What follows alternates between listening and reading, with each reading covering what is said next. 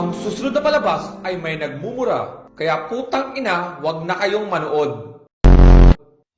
Hi, ako si Baby Bear. Wala akong pake. Ako si Doray. At ako naman si Unggoy. So ano naman kabaklaan ang kailangan mo?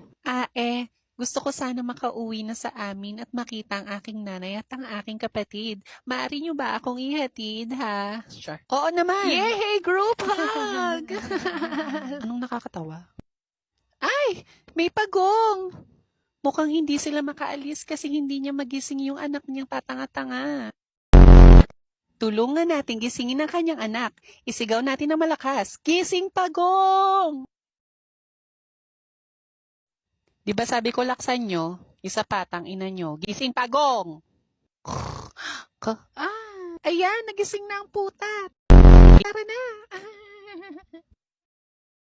Napakasarap talagang tumulong, lalo na sa mga nangangailangan, di ba? Oo nga.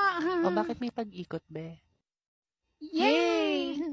Saan kaya ang daan papunta sa bahay ng lintik na baby bear na ito? Pag pinili mo ang pula, ibig sabihin tanga ka. O sa asul? Saan kaya? Tut!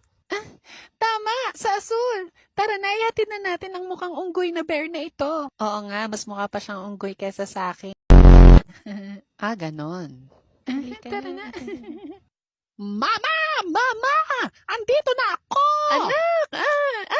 Napabuka ka na ako eh. Saan ba ikaw galing? Ma, nagdala ako ng kakainin natin mamaya sa dinner, oh.